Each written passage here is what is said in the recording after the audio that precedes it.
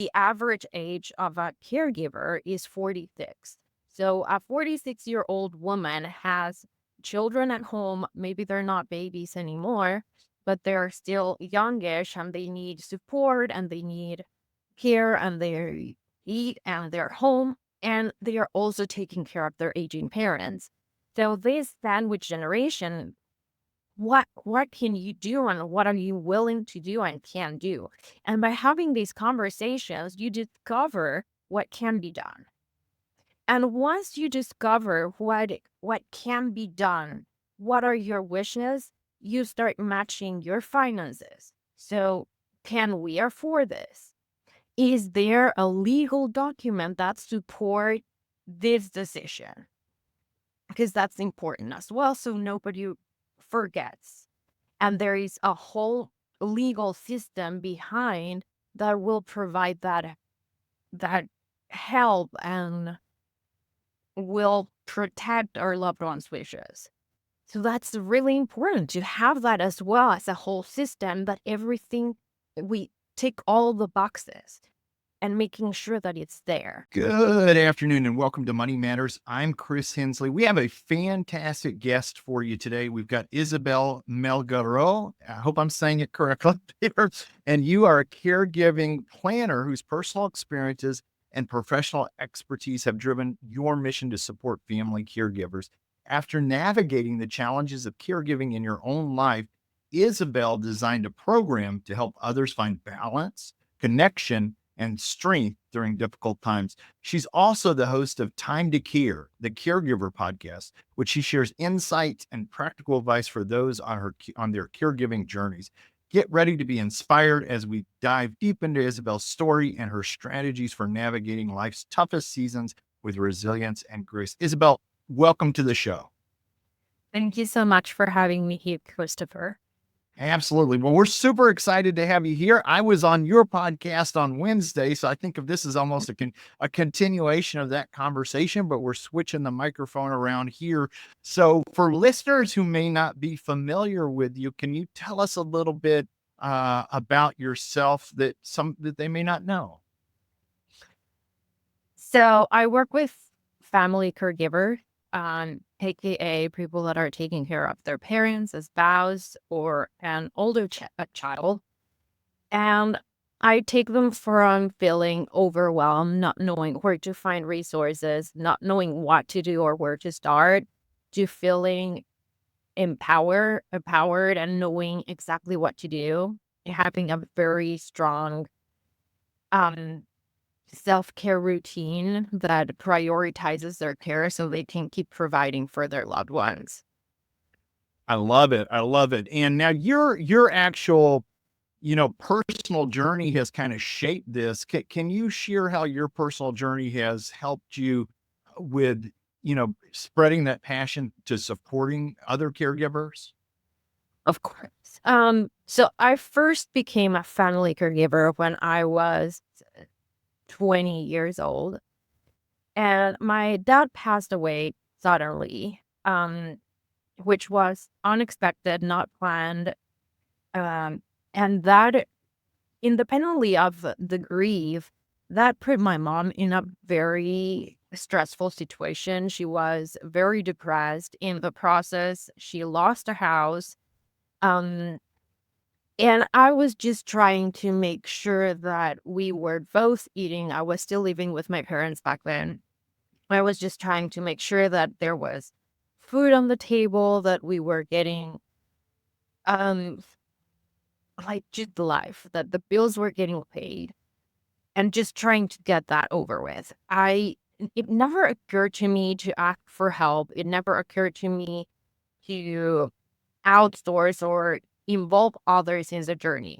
And 5 years ago, I moved away from Mexico City to Fort Worth, and I started noticing that my mom would start asking me for support and help in things that I couldn't help anymore.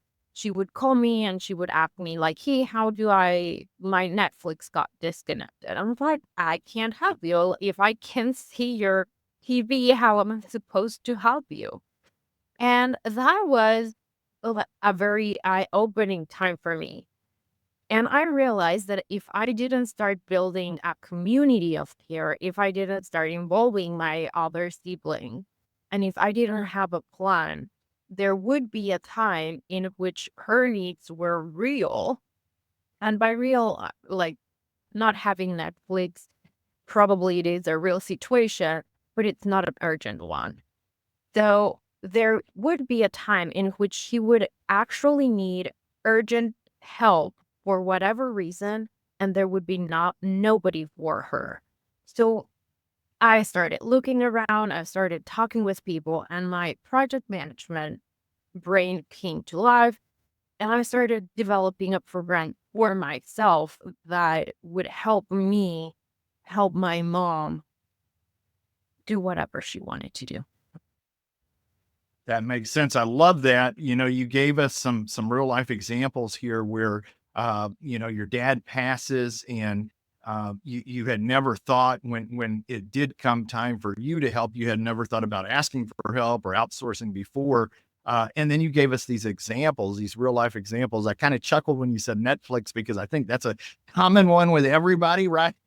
Hey, it's not VCR anymore. My VCR is not working, but whatever it is, right?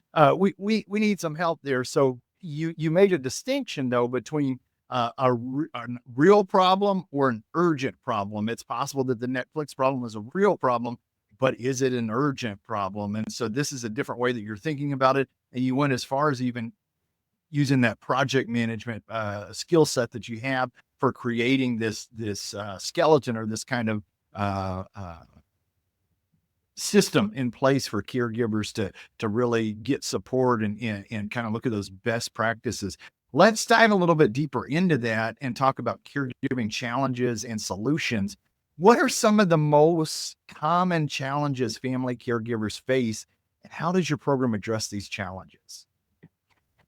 I think it's different from person to person. For a lot of people, the financial burden, it is a real thing. There are a lot of caregivers that need to quit their jobs to care for for their loved ones.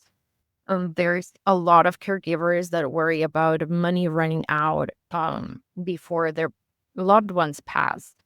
So I think money, and you're really good. You have amazing resources on your website and on your podcast that anybody can access to them. So I think that is one problem that a lot of people face. Um, Other common issues are communication. Um, we are, as a society, I think we have a lot of taboos around many subjects. We are afraid about talking about death.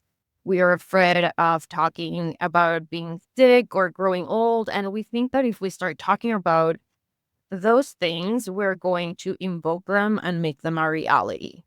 And instead of just being aware that that happens and it can be a reality and making sure that we are consistently taking care of those things that could happen, instead we just shove them away and never talk about them. So that's a huge problem because when things happen, we don't know what to do. When we're facing that situation, when we need to make a decision between plugging the cord from the oxygen and all these tubes that are into our loved ones, is that something that they wanted, or are we making a decision based on ourselves? And because we never had that conversation, we don't know. So that is another common topic that goes. And something else that happens very often is that all the responsibility falls in one person. I know you're an only child, so you're expected to take a responsibility of all of it. But the truth is that you can outsource.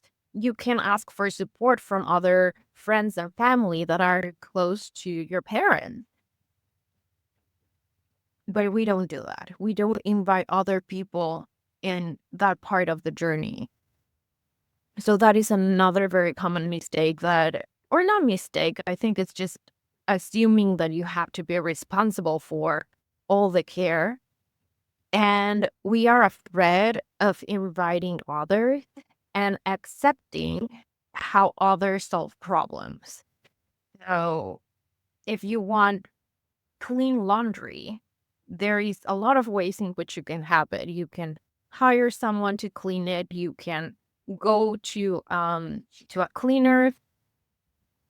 You can wash it at home, or you can buy new clothes. There's a lot of ways to have clean clothes every day, and everybody's gonna see that problem in a different way. So same happens with caregiving.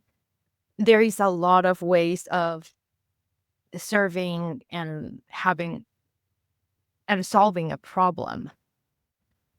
I love it. I love it. So a lot to unpack there. We started with the challenges, right? Just the idea of, some people worry about, do I have to quit my job to be a caregiver? And you think about the financial implications of that. So that's a heavy, big decision, right? Or just that worry of money running out was something that you mentioned there that's also weighing on people.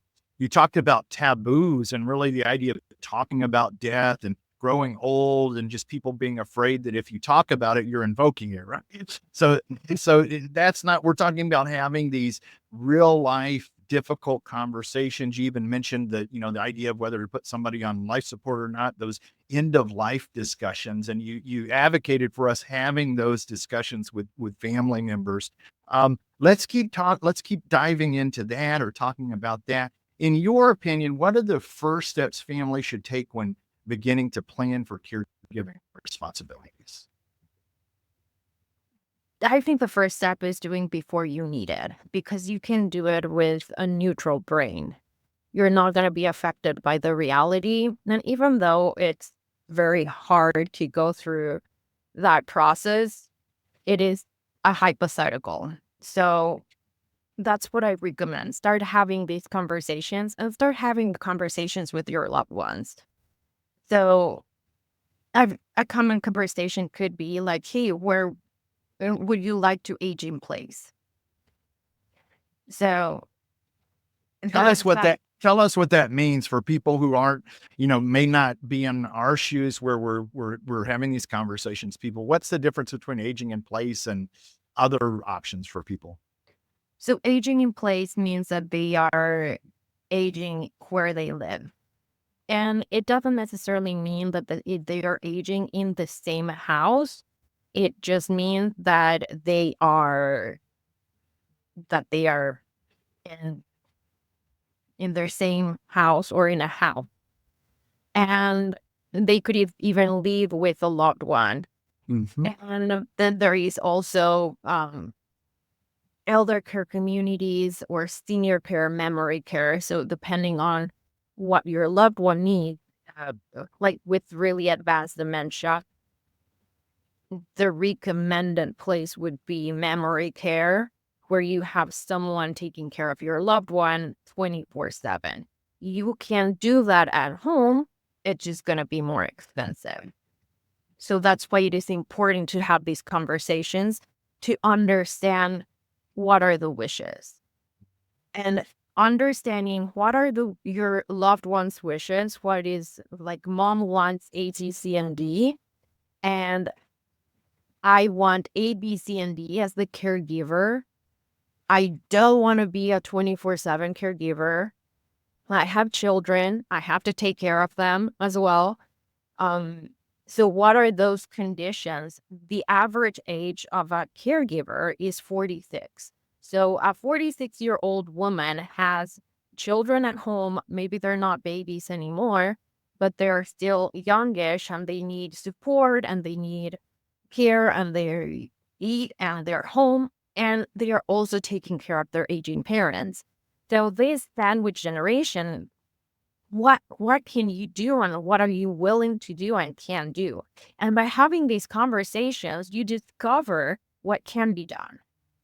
And once you discover what can be done, what are your wishes, you start matching your finances. So, can we afford this? Is there a legal document that support this decision? Because that's important as well, so nobody forgets. And there is a whole legal system behind that will provide that help and will protect our loved ones' wishes. So that's really important to have that as well as a whole system, that everything, we tick all the boxes and making sure that it's there. I love it. I love it. So, this discussion touches a lot of different areas there. Just with what you just mentioned, these legal documents, the idea of there is a system in place that kind of drives some of that stuff. We started by saying, you told us to do this before you need to, have these conversations before you need to. And the legal documents that you ended with, that's very important because some of these things can't go online once the cognitive decline starts kicking in. So having that conversation is super important. You gave us an average age of a caregiver of about 46, which I'm shocked I did not realize. I'm 50 and I'm complaining, and I realized, okay, well, I had some wiggle room there in that year. So, okay, that's good to know for sure. You talked about, also juggling, right? That sandwich generation, you having your generation above you, still having children where tuition, college education, getting the kiddos off to school, all of that stuff's online as well. And then you're having to balance it, right? And really just the conversation of, do they want to age in place? And that doesn't necessarily mean their own home. They could come live with you, but the idea is that there's a separation between that and a skilled medical facility, right? You gave some examples of senior care, memory care, when there's things like advanced dementia or Alzheimer's, Parkinson's, things where those might come online as well. Let's pivot and talk a little bit about the program that you've come up with. How does your program incorporate both emotional and logistical support for caregivers? So I work with caregivers in 3 different levels. The first level is understanding where they are and where they want to be, what they envision of that journey. As a financial advisor, you do exactly the same thing. When you start working with a client, and in, I don't know, a year, every year you connect with your clients and you talk like, okay, what's next? What do you envision for the future? Is this reality still valid and real for you, or is there anything we need to change?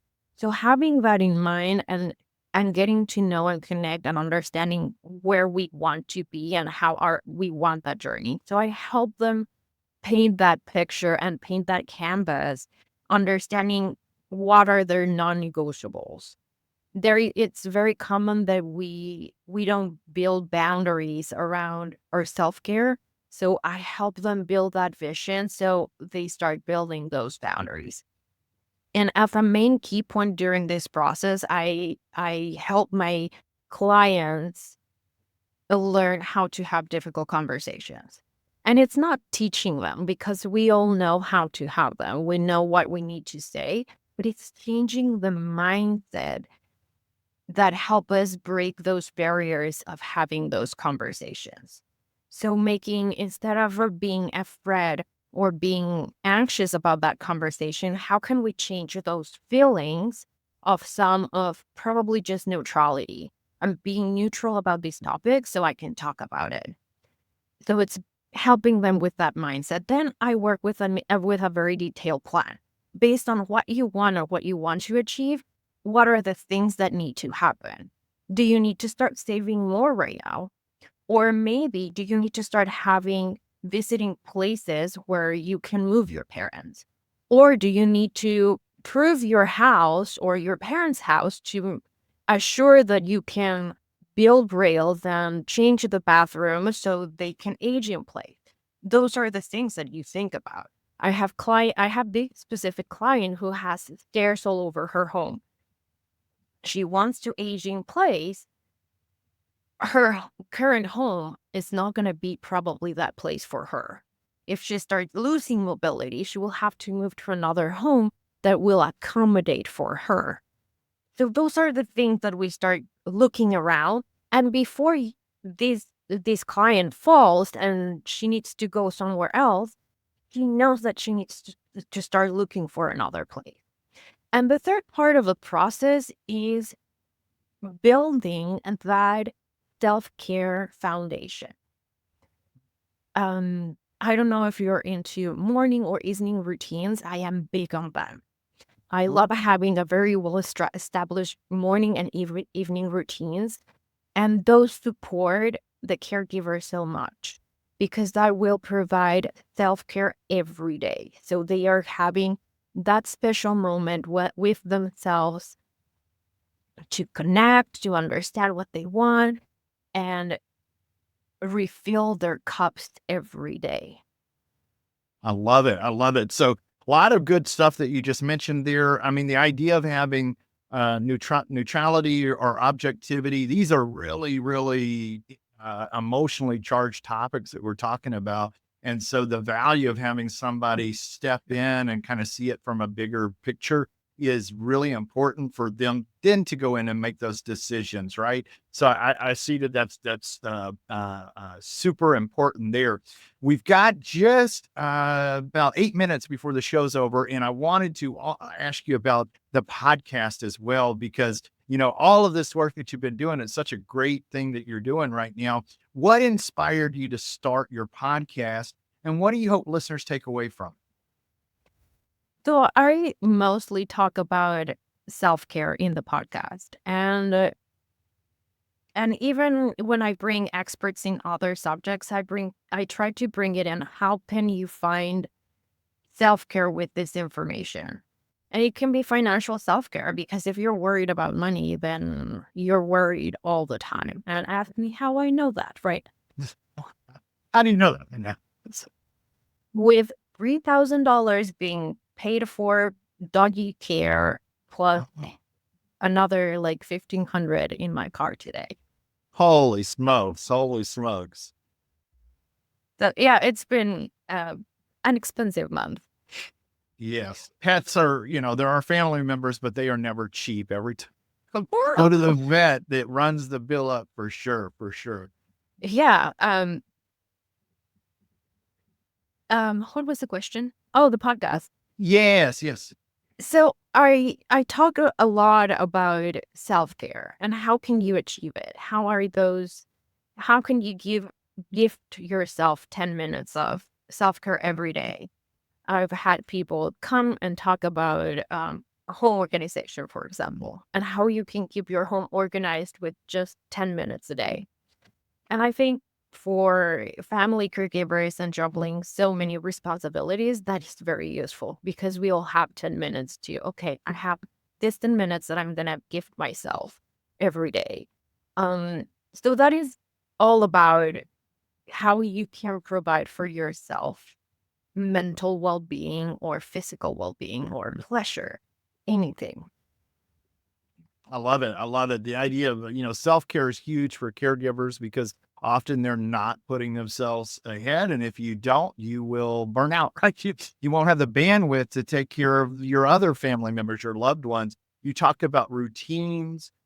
You talked about home organization. All of these are things to kind of disrupt the caregiver burnout, right? Or compassion fatigue, which is something you see in medical or healthcare workers, right? It is a very real thing. I love it. I love it. Lots of really, really good stuff here. Let me ask you about what you think, from a broader perspective. What societal changes do you think are needed to better support family caregivers? I think we need to start the conversation. If you talk with anybody in the diversity, equity, and inclusion space, they will say that like we don't know what we don't know. So if we have never been caregivers, if we have never been in that situation, we don't know what it is. The good thing about this topic is that we are all subjected to care.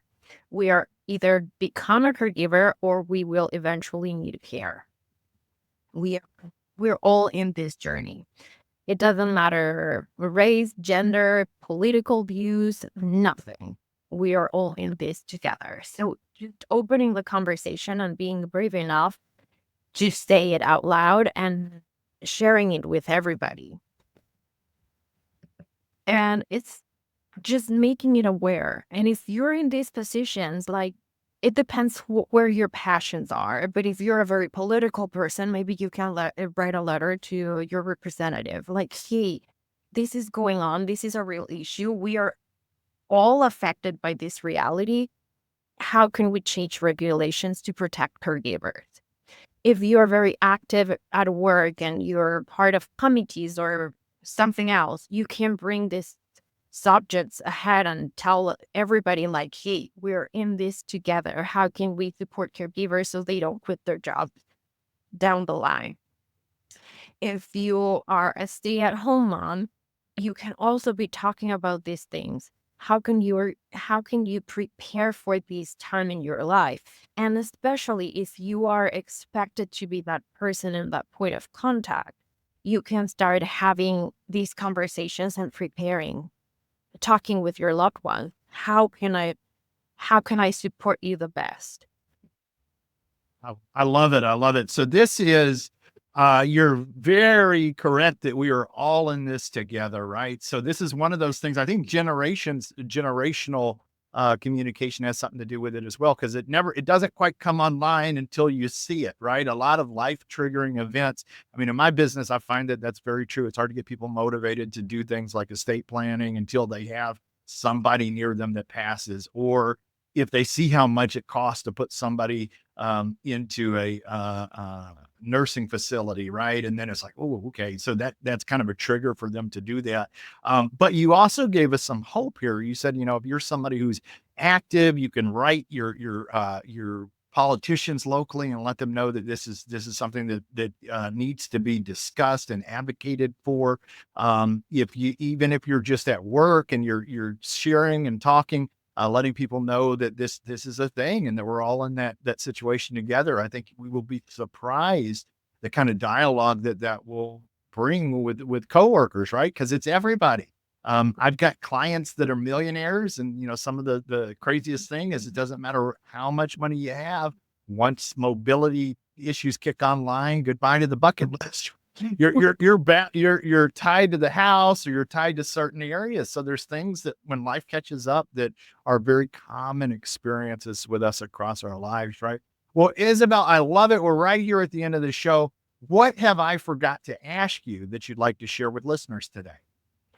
I think you covered everything. I really enjoyed the conversation, the fast pace, and I know this is like always talking with you is fantastic. The time flies. Well, I love it. I love it. And Isabel, for listeners who want to find out more about you, about the podcast, about how to get started in your program, how can they do that? Where would they go, and would they get in touch with you? They can go to my LinkedIn account. I'm very active there. So Isabel Melgarejo. So I can share the links with you. I think that would be easiest. So they can find me on LinkedIn. They can find me on my website, etimcool.com. Cool in French for heart. You might need to spell that one out. Not ever. What is the website again? It's TUMCOEUR.com. And then they can also find me on my podcast every week on A Time to Care, the Caregivers Podcast. Got it. Love it. And if you're driving right now, you don't have to write it down. We're going to have all of this in the podcast notes as well. Thank you, Isabel. Have a great rest of the afternoon. Thank you so much for having me over.